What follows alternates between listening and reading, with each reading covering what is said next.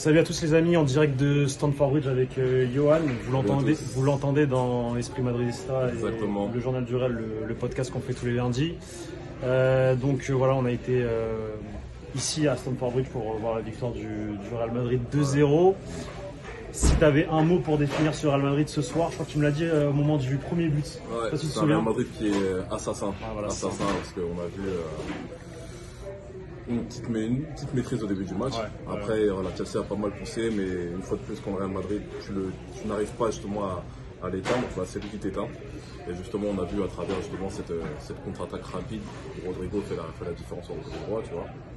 Et au final, voilà, sur une défense qui est très mal alignée, tu as Vinicius qui a cette lucidité pour pouvoir le ballon de but. Et voilà, ça fait 1-0 et on sait très bien que c'est fini.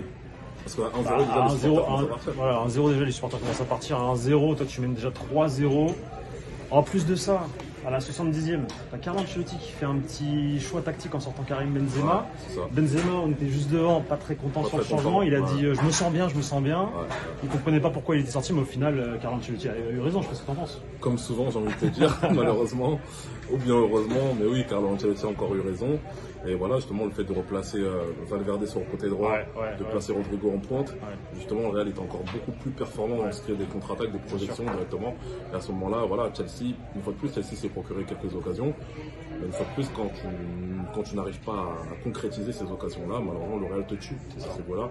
Et toujours le même procédé, débouler sur le côté droit, et puis ça patine un petit peu du côté de Chelsea. Et puis au final, on se retrouve à un surnombre en fait en face du gardien. À ce moment-là, c'est fini. Rodrigo met le deuxième but et 4-0. Et là, c'est plié. Ouais, c'est plié, 4-0, c'est fini. Et là, il y a définitivement plus de supporters de Chelsea qui sont là. Il n'y a aucun suspense. et du coup, le Real Madrid file en demi-finale. Exactement. Ça sera très certainement Manchester City. Ouais. On verra. Bon, il y a encore un match retour, donc on va pas trop se prononcer. On aura le temps de faire une prévia sur la chaîne du Journal du Real et aussi sur le podcast avec Esprit Madridista. Mais je vais te dire moi mon top, mes trois hommes du match entre guillemets du Real Madrid. Donc Rodrigo forcément. Logique, doublé. Thibaut Courtois pour son arrêt à la 45e qui permet au Real Madrid de entre guillemets rester en vie. Parce que je pense qu'à 1-0. Ouais, Cucurella, il marque. La deuxième mi-temps, ça peut être temps d'axe. Bien sûr. Et mon troisième joueur, je pense que tu vas être d'accord avec moi quand tu réfléchis, c'est Camavinga. Ah, totalement.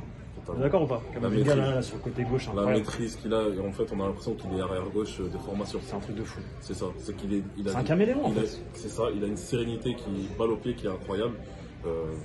Nous qui étions proches justement de la ligne de touche. En première mi-temps. En première mi-temps, c'est incroyable. La maîtrise technique qu'il a, la maîtrise émotionnelle aussi qu'il a, parce qu'il faut oublier que Camavinga il a que 21 ans. 19 ans. 19-20 ans. La maîtrise émotionnelle qu'il a, et on sent vraiment qu'il est fait pour le très haut niveau. Tu vois ce que je veux dire? Donc, et le pire, c'est que n'oublions pas, il n'est pas utilisé à son poste. Il n'est pas utilisé à son poste, mais malgré tout, il fait quand même des performances. Il fait des performances. Il ne boude pas. Il boude pas. En fait, ce qu'on demande, et moi, ce qui me réjouit, c'est qu'il fait ce qu'on demande d'un latéral gauche, de bien défendre. C'est surtout ça, en fait. Il défend bien, il sait se projeter vers l'avant, il sait repiquer dans l'axe, comme ce qu'on demande aujourd'hui à un latéral moderne. Et en fait, il fait le boulot d'un latéral gauche, tout en étant en fait un numéro 6 de formation. Exactement. Et au final ça devient limite la solution B quand Ferland Mendy n'est pas là. Il a sauté Nacho, il a sauté Alaba. J'ai bien peur pour lui qu'il devienne la solution A, parce que lui qui n'est pas trop enclin pour jouer à ce poste. À voir le mercato l'été prochain. Il y a Fran Garcia qui va arriver, quasiment sûr.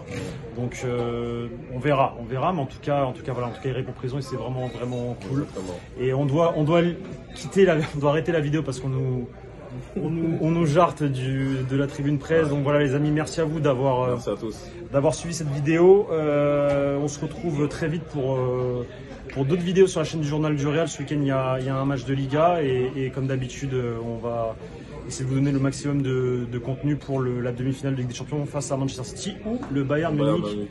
Johan, c'était ta première, merci à toi. Merci à toi surtout.